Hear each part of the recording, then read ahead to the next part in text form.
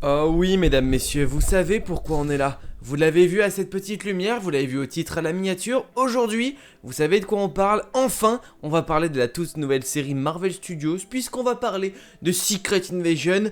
Et vous savez pas à quel point j'avais hâte. Non pas parce que c'était Secret Invasion, parce qu'en soi, de moi-même, les comics, je les connais pas des masses. Je connais brièvement l'histoire, etc. Mais on va pas dire que je suis l'un des plus grands connaisseurs de Secret Invasion. En revanche, par contre, ça fait depuis août qu'on n'a pas eu de série Marvel. Et je vais pas vous mentir que c'était un petit peu une addiction pour moi. C'est-à-dire que tous les mercredis, me lever pour regarder un épisode de Marvel, c'était excellent, et bah forcément j'attendais ça avec impatience, et le retour y est enfin. En ce 21 juin, on a découvert le premier épisode de Secret Invasion, et tout simplement je vais vous donner mon avis là-dessus. Est-ce que j'ai aimé, pas aimé, est-ce que ça met en place, etc. Eh bien on va en parler, mais avant ça, générique.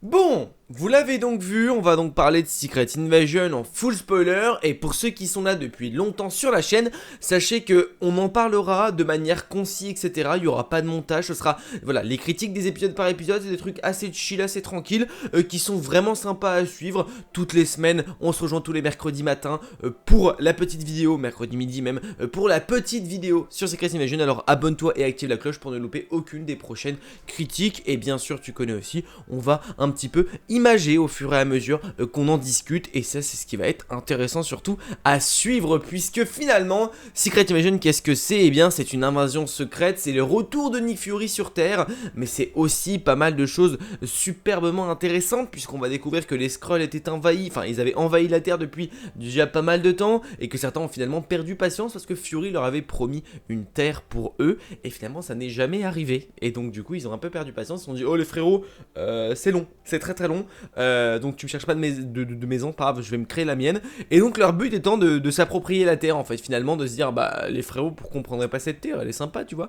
Du coup c'est un peu leur but, c'est un peu ce qui est donné là-dedans, et en vrai c'est plutôt intéressant, mais on va en discuter plus en profondeur bien évidemment, image par image, vous connaissez la gimmick. Déjà ce que je trouve super intéressant avec cet épisode là, c'est que ça met superbement bien en place le monde des Skrulls, et surtout l'importance que peut avoir cette invasion secrète, cette Secret Invasion, et ce côté de les Skrulls finalement, leur importance, qui ils sont, pourquoi, comment, voilà, tout ça c'est super cool, parce qu'en soi, nous on n'a jamais, alors on a vu les Skrulls à travers Captain Marvel, on a vu les Skrulls à travers 2-3 programmes, voilà, ils arrivaient petit à petit, mais on n'avait pas vraiment non plus de giga lien avec tout ça, et on savait pas vraiment ce qui se tramait dans le fond.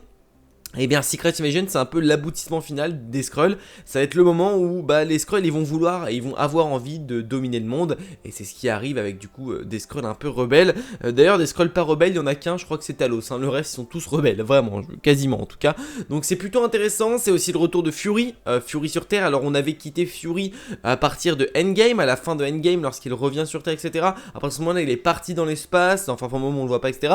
Donc on a aussi cette réponse, voilà la réponse depuis quand Nick Fury et dans l'espace, et bien en fait il était après Endgame, de retour du snap, il est parti directement dans l'espace, parce qu'on a vu que ça l'a pas mal traumatisé en vrai ce petit snap de Thanos, donc forcément voilà monsieur est décidé de partir dans l'espace, parce que il en avait ras le cul, voilà, il en avait un peu ras le cul, donc il s'est dit bon allez hop je redescends sur Terre, parce que là c'est ce que j'ai créé finalement, c'est moi qui ai importé les Skrulls sur la Terre, donc va bien falloir que je m'en occupe, hein, parce que personne le fera à ma place, donc voilà.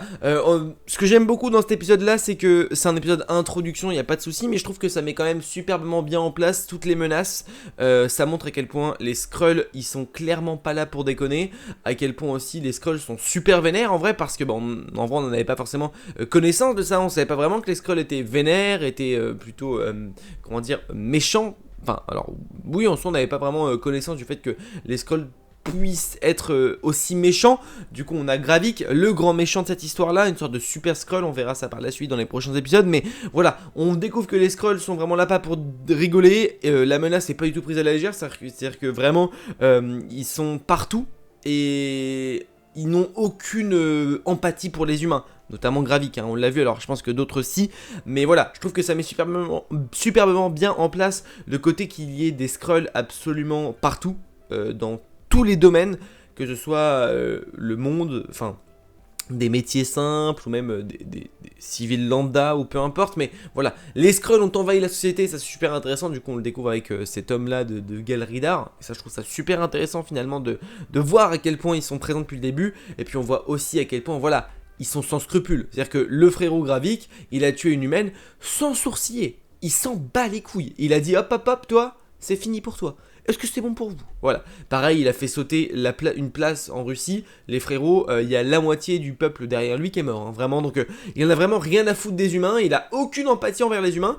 Et c'est ça qui va être super intéressant à découvrir dans cette série parce que finalement, on n'a jamais vraiment eu de méchant avec une empathie ou en tout cas, ce qui va être cool en fait. Voilà, ce que je veux dire, c'est que ce qui va être super intéressant à voir là-dedans, c'est que les Skrulls n'ont pas d'empathie pour les humains. Ce qui veut dire qu'on va avoir une série où justement les humains et surtout les civils vont prendre giga cher et on va le voir. C'est une guerre qui a comme but de déclarer des guerres entre chaque pays. Parce qu'ils sont... Bah, en soi, c'est comme si c'était des humains qui faisaient la merde. Sauf que c'est pas des humains, parce qu'ils se déguisent, tu vois. Et donc, forcément, voilà, ils veulent foutre un peu la zizanie dans un peu partout. Et ils n'hésiteront pas à tuer des civils, parce que quand tu touches aux civils, c'est là où, généralement, l'État se met en place de concurrencer quoi que ce soit. C'est ce qu'on a vu, d'ailleurs, avec le traité de Sokovie. Avec, justement, le fait que Wanda, etc., ils ont pété les immeubles, que ça ait tué beaucoup de civils. C'est là où les gens, des grandes instances, se sont dit, putain, les frérots, ils font n'importe quoi, on va peut-être mettre un truc en place, et donc forcément là ils touchent aux civils, et quand tu touches aux civils généralement c'est un petit peu là que les états et les présidents, les armées etc commencent un petit peu à interagir et à interférer. En plus là on est sur une armée anti-russe, enfin bref c'est vraiment des trucs basés pour que ça soit un giga conflit, un vrai plaisir en tout cas. Donc il va y avoir de la baston, il va y avoir du sang, tout est bien mis en place. Le retour de Fury, on n'en parle pas assez, mais ce mec est un banger absolu, vraiment. Fury, c'est une crème, ce mec. Moi, c'est l'un des personnages que je préfère dans la MCU depuis le départ. Et là, depuis le début, il est juste génial. J'aime bien ce qu'on a autour de lui. Voilà, ce côté de... Bah, il n'est pas éternel, Papy Fury. Il a pris de l'âge, il est forcément un peu plus vieux aussi. Il a du mal à marcher, il a du mal à... Voilà, c'est plus le Fury de la crise de la quarantaine. Voilà, c'est plus ce Fury-là. On est sur un Fury qui est beaucoup plus âgé, beaucoup plus vieux, qui a un peu plus de mal. Et ça va être intéressant à suivre parce que bah, finalement, Fury, on l'a toujours connu un peu dans sa gloire de l'âge, avec une balle, une tête, tu vois. Maintenant, bon, bah forcément, peut-être qu'il va avoir un peu plus de mal. On le voit aussi sans son cache-œil, parce que maintenant, on a l'explication de pourquoi il s'est fait griffer l'œil. Donc, tout ça va être intéressant à suivre. Et finalement, ça va être un peu la série, on le ressent, hein, mais c'est la série ultime pour Fury. C'est le dernier moment de Fury, c'est les dernières instances de Fury. Je dis pas qu'il sera mort après, mais après, on n'en entendra plus parler en tout cas. Encore une fois, je le répète, ce qui est super cool, c'est que on a encore des explications post-endgame.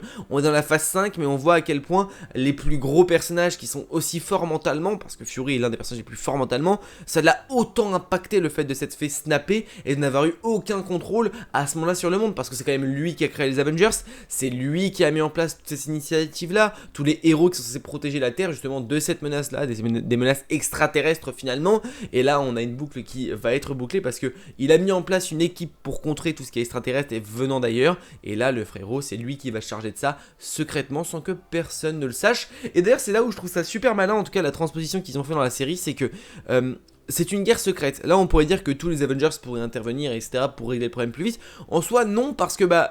les gens ne savent pas qui ils sont, les Skrulls sont pas forcément très connus des autorités, on le voit normalement, notamment lorsque Don Cheadle parle, enfin Don Cheadle non pas le nom de l'acteur, mais lorsque Patriot parle au président, le président des États-Unis, il en parle et au final il parle pas vraiment avec les vrais termes, il sait pas vraiment ce qui se passe, voilà c'est très litigieux, et donc forcément les Avengers peuvent pas interagir et agir sur des choses qu'on ne connaît pas et qu'ils ne connaissent pas, alors que Fury lui, c'est vraiment sa quête à lui, il est dedans depuis le début, avec Talos, avec du coup, bon, Carol Danvers, même si là, je pense qu'on va l'avoir dans la série, mais pas vraiment interagir et détruire tous les Skrulls.